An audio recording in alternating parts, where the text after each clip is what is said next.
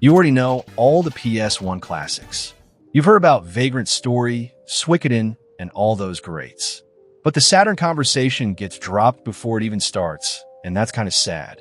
Because this library had things the PlayStation never touched. A different philosophy, a weirder, bolder, sometimes rougher game design gambles. This is the version of the 90s JRPG golden age that history almost forgot to write down. Let's start with the one that costs $1,000, because it needs to be said plainly. This is one of the greatest RPGs ever made. Not great for its era. Not impressive, given the hardware. One of the greatest. Full stop. Panzer Dragoon Saga is what happens when a development team decides to throw out every assumption about what a JRPG is supposed to be and build something from scratch. You're riding a dragon across a dying, post-apocalyptic world, and I don't mean dying as set dressing. The world of Panzer Dragoon feels ancient and exhausted in a way that very few games have managed before or since. Ruins that make you feel like you arrived 10,000 years too late. Creatures that evolved in the absence of humans. A story that earns its emotional weight by the end in ways that genuinely surprised me. The combat is unlike anything else. It's real-time, but strategic. You orbit enemies on your dragon, finding weak points, timing your shots, managing a berserk gauge that makes aggression feel dangerous. It's one of those systems where you feel genuinely clever when it clicks and genuinely punished when it doesn't. Here's the caveat nobody likes to say. It's short. For an RPG, genuinely short, maybe 15 hours. And some of the late-game difficulty spikes feel unearned. But when it ends right. There's no padding. Every hour of it matters. Team Andromeda made this and then was quietly disbanded. Sega reportedly only manufactured around 50,000 copies for North America. That's not a limited edition. That's a tragedy. And it's why the price is what it is. If you can't afford the original, the Saturn emulation scene has gotten remarkably good. Just play it. There's nothing else like it. Dragon Force is the game I recommend to anyone who says they've run out of strategy RPGs to play, and then watches their entire month disappear. This is a kingdom conquest game. You pick one of 8 rulers, each with their own story and army, and you spend the game recruiting generals, building forces, and going to war across a continent. The battles are enormous, up to 100 soldiers on each side clashing in real time while your generals duel at the center. It sounds chaotic, and it is beautifully so. There's a moment when you've got cavalry, mages, zombies, and archers all colliding at once, and your general is cutting through the middle of it, and it feels genuinely epic in a way that most strategy games only promise. What makes it special beyond the scale is the roster. Each of the 8 rulers plays differently. Wine the Night King plays like a straight conquest story. Tyrus the Elf Queen plays like something closer to political survival. The replayability is enormous, and the game knows it. It's built to be played multiple times. I'll be honest, the story is thin. Each ruler's campaign is engaging for what it is. But Dragon Force was never trying to be Tactics Ogre in terms of narrative depth. What it was trying to be was the most fun you could have managing an army on a 32-bit console. It absolutely succeeded. Working Designs localized this with their trademark care and humor, and it shows in every line of dialogue. The Saturn library owes Working Designs more than it ever got credit for.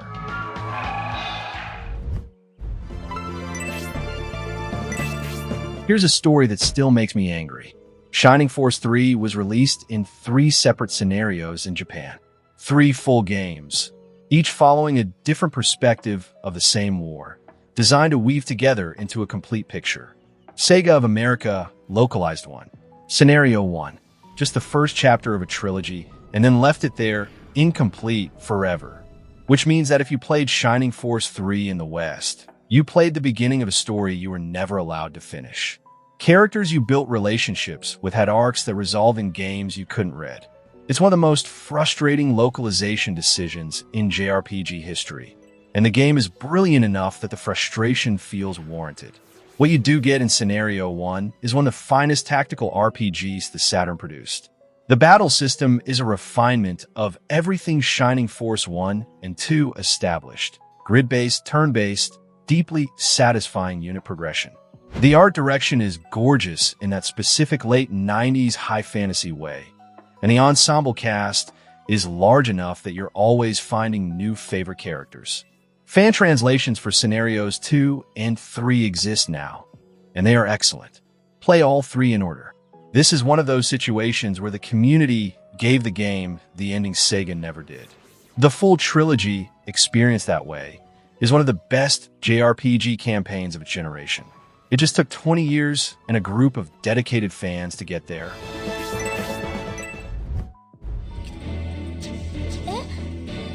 Most people know Grandia as a PS1 game. It was ported to PS1, yes, but it was born on Saturn, developed by Game Arts specifically for the platform, released in Japan in 1997, a full year before the PlayStation version existed. And the Saturn version has something the PS1 port doesn't. It's the original, the one built for the hardware from the ground up. The animations are slightly smoother. The loading is different. It's not dramatically better, but there's something about playing a game on the platform it was made for that changes how it sits with you. Grandia is an adventure story before it's an RPG. You're a kid who dreams of finding legendary ruins and ends up in the middle of something much larger than he bargained for. The tone is relentlessly optimistic in a way that feels radical compared to the grimdark, everything is suffering approach that dominated a lot of 90s RPGs. Grandia wants you to feel good. It wants the journey to feel like an adventure, not an ordeal. The battle system is legitimately one of the best turn-based systems ever designed. A time-based queue where timing your actions can cancel enemy attacks mid-execution. It sounds simple. It is genuinely deep. Fights feel interactive in a way that most turn-based games don't manage. The caveat: the story runs out of steam in the second half. The main character stays likable, but the plot loses some of its early momentum. Push through. The back half has its moments, and the combat alone is worth the entire runtime.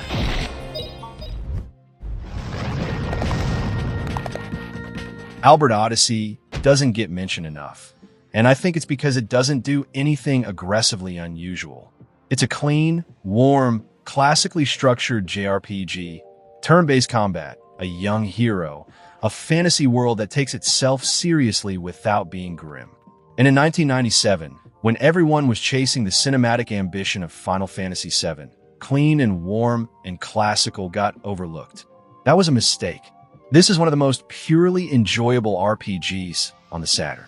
The pacing is tight. The party dynamics are genuinely charming. Working designs localized it with real affection for the source material, and you can feel it in the dialogue. Characters who sound like people instead of exposition machines. But there's also nothing about Albert Odyssey that will surprise you. If you need a game to challenge your assumptions about what RPGs can be, this is not that game. What it is instead is a game that executes the fundamentals with such consistency and warmth that you finish it feeling genuinely satisfied. That's rarer than it sounds. Comfort food RPGs that actually deliver on the comfort are hard to find. This is one of them. Hey, if you made it this far, I want to ask you something. Of everything covered so far, is there one that you actually played back then? Because I find that Saturn owners were a specific kind of person. They found something everyone else didn't, and they were usually right about it. Drop it in the comments. Tell me which one you had. And if you're not subscribed yet, genuinely consider it. Magic Knight Rayearth is the one on this list that came the closest to never existing in English at all. This is the final game Working Designs ever produced. It came out in North America in 1998, one of the last Western Saturn releases, and the timing was terrible. The PS1 had already won. Most retailers had stopped stocking Saturn games, and the print run was tiny. Copies became collectibles almost immediately. It's an action RPG based on Clamp's anime and manga. And if you go in expecting something with the mechanical depth of the other games on this list, you'll be slightly surprised.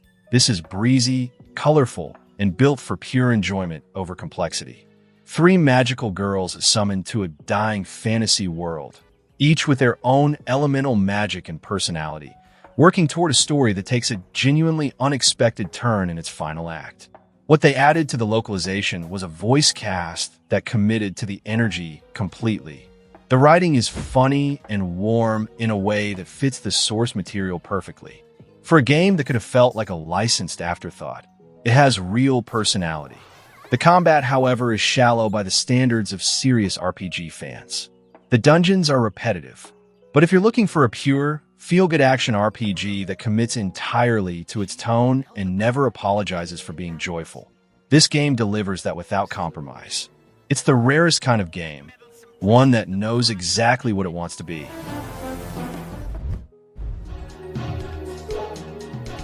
Blazing Heroes almost didn't make this list, not because it isn't good, it is, but because it's the most forgotten game here, and that invisibility might have cost it the reputation it deserved. Released in 1995 as one of the Saturn's early titles, Blazing Heroes is a grid-based tactical RPG that predates Fire Emblem's Western breakthrough by almost a decade.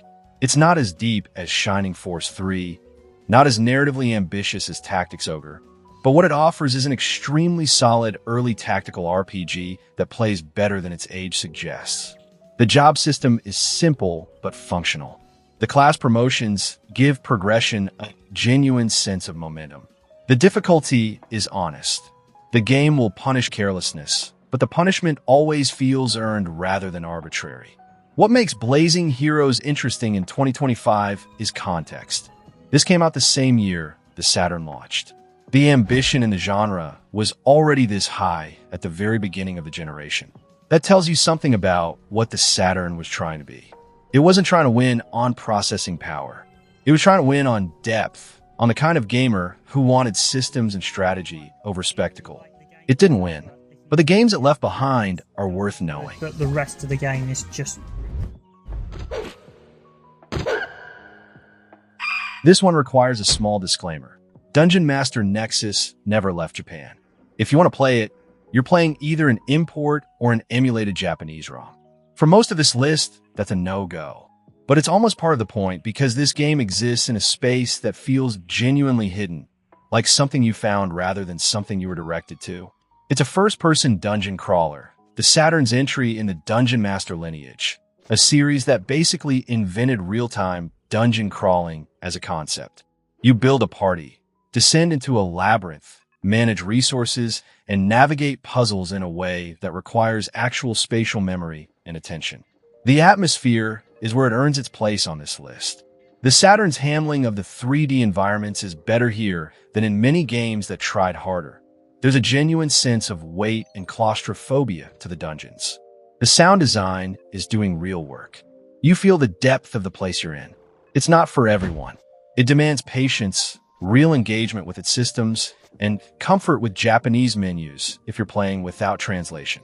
But for the kind of player who wants something that feels genuinely different from every other RPG on this list, this is where you go.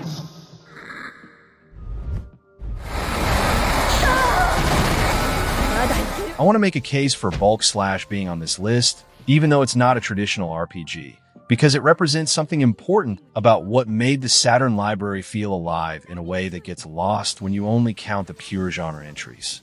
Bulk Slash is a mech action game. You pilot a transforming robot through city environments, rescuing hostages, destroying targets, managing a partner AI that affects your combat performance. The action is kinetic and satisfying in the way that only mid-90s Japanese action games managed, before everything was open world and every combat system had 20 layers. But here's why it belongs here, the partner system. Your co-pilot has her own personality, her own reactions, her own growing trust in you based on how you treat her across the campaign. It's a relationship system built into an action game in 1997. Before Tamagotchi was a phenomenon, before companion AI became a genre conversation, Bulk Slash was doing something genuinely ahead of its time with how it thought about player connection. Japan only. No official localization, emulation, or import. And wildly, stubbornly worth it. A reminder that the Saturn wasn't just a JRPG machine. It was a platform for developers willing to try things that didn't have a category yet.